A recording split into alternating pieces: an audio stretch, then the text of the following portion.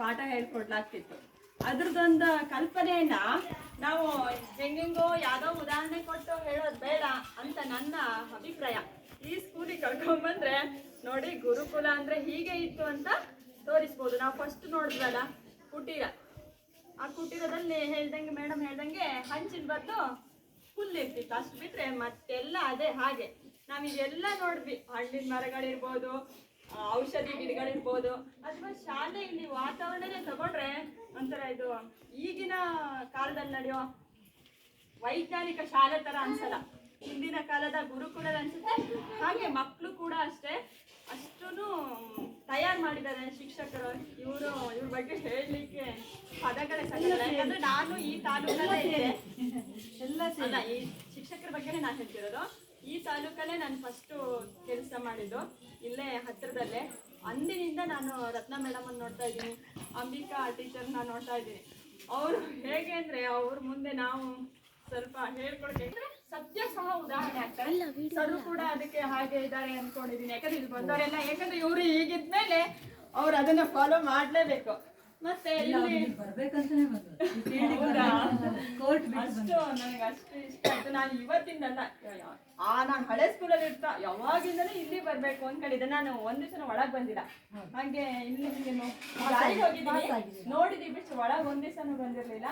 ಇವತ್ತೇ ಫಸ್ಟ್. ಇದನ್ನ ಯಾವತ್ತೂ ಬರ್ಬೇಕು ಅಂತಿದ್ದು. ಇಲ್ಲಿ ನಾವು ಈ ಸ್ಕೂಲಿಗೆ ಬಂದೀಗ 2 ವರ್ಷ ಆಯ್ತು. ನಾನು ಸಂಡಿಕೊಪ್ಪಕ್ಕೆ ಅಲ್ಲಿ ಇವ್ರ ಹತ್ರ ಎಲ್ಲ ಹೇಳಿದೆ, ನಮ್ಮ ಅಧ್ಯಕ್ಷರ ಹತ್ರ, ಪೇರೆಂಟ್ಸ್ ಹತ್ರ ಎಲ್ಲ. ಅವ್ರು ಹೋಗೋಣ ಅಂತಂದ್ರು, ಒಳ್ಳೆ ಮನಸ್ಸಿಂದ ಕರ್ಕೊಂಡು ಬಂದ್ರು, ಅದು ಖುಷಿ ಆಯ್ತು.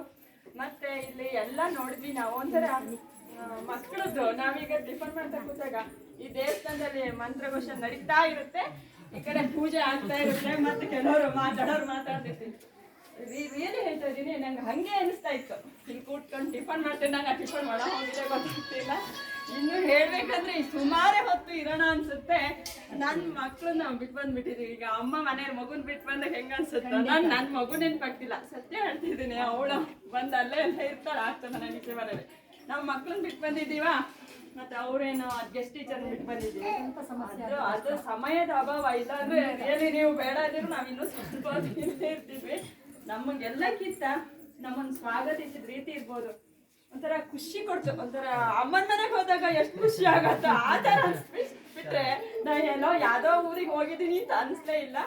ಅಂದ್ರೂ ಬಿಡಿ, ಆಪ್ತರೇ ಇದ್ದಾರೆ ನಮಗೆ. ಅವಳು ನನ್ನ ತಂಗಿನೇ. ನಮ್ಮ ಮನೆಯವರು ನಮ್ಗೆ ತುಂಬಾ ಆಪ್ತರು. ನಮ್ಮ ಮನೆಯವ್ರನ್ನ ಕರ್ಕೊಂಬರ್ಲೇಬೇಕಂತ ಬೆಳಗ್ಗೆ ಫೋನ್ ಮಾಡಿ ಹೇಳಿದಾಳೆ. ನಾನು ಅದಕ್ಕಿಂತ ಫಸ್ಟ್ ಅವ್ರಿಗೆ ಹೊಲಿಸಿದ್ದೆ. ಅವ್ರಿಗೂ ಕೆಲಸ ಇತ್ತು.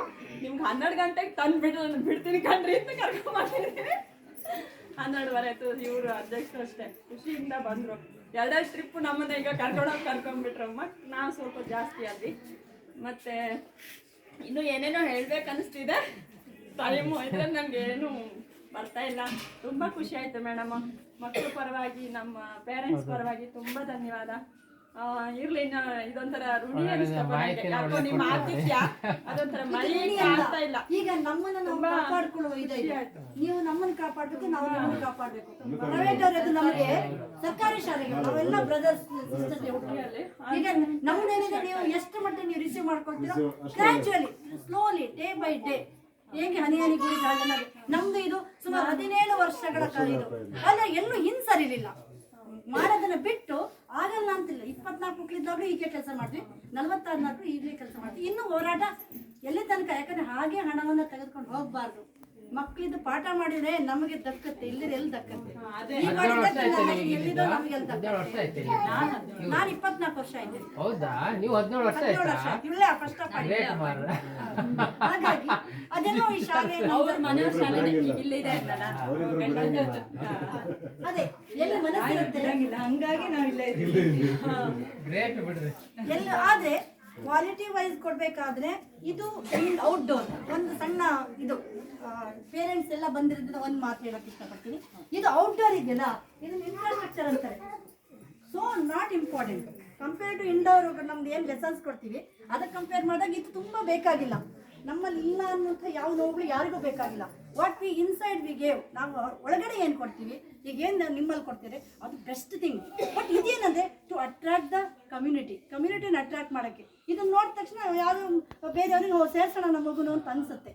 ಇದೊಂದು ಅಟ್ರಾಕ್ಷನ್ ಫೀಲಿಂಗ್ ಇದೆ ಅಂದ್ರೆ ಮಕ್ಕಳು ಚೆನ್ನಾಗಿ ಆಗ್ತಿದ್ದಾರೆ. ದೆನ್ ಆಲ್ಸೋ ಯಾರೋ ನಮ್ಮೊಳಗೆ ಬರ್ಬೇಕು, ಏನೋ ಒಂದು ಆಕರ್ಷಣೆಗಾದ ವಸ್ತು ಕಾಣ್ಬೇಕು, ಆ ಕಂಡ ತಕ್ಷಣ ಒಳಗೆ ನುಗ್ಗೋಣ ಅನ್ಸುತ್ತೆ. ಅದಕ್ಕೆ ಅದೇನು ಚೆನ್ನಾಗಿಲ್ಲ ಅಂದ್ರೆ ಇಲ್ಲಿಗೆ ಬೇಡ ನಂದು ಅದೇ ಒಂದು ಉದ್ದೇಶದಲ್ಲಿ ಒಳಗಿನ ಚೂರೇನೋ ಚಂದ ಮಾಡೋಣ ಅಂತ ಮಾಡಿದ್ವಿ. ನಮ್ಮಲ್ಲಿ ಒಂದು ಉದಾಹರಣೆ, ಇನ್ನೇನು ಉದ್ದೇಶ ಅಲ್ಲಿಗೆ ಒಬ್ಳು ಹುಡುಗಿ ಸೆಲೆಕ್ಟ್ ಆಗಿದ್ಲು ಉಡುಪಿಗೆ. ಅವ್ರು ಹೋಗಿ ಒಂದು ಹೈಸ್ಕೂಲಿನ ಹೊರಗಡೆ ನೋಡಿ ಅವ್ರ ಮಗನ್ ಕಳಿಸ್ಲಿಲ್ಲ. ಒಳಗಡೆ ಏನಿದೆ ಅಂತ ನಾವು ತಿಳ್ಕೊಳಲ್ಲ, ಹೊರಗಡೆ ನೋಡಿ ಒಂದು ಕಲಿಕಾ ಹಬ್ಬ ಬಂದಿತ್ತಲ್ಲ, ಆ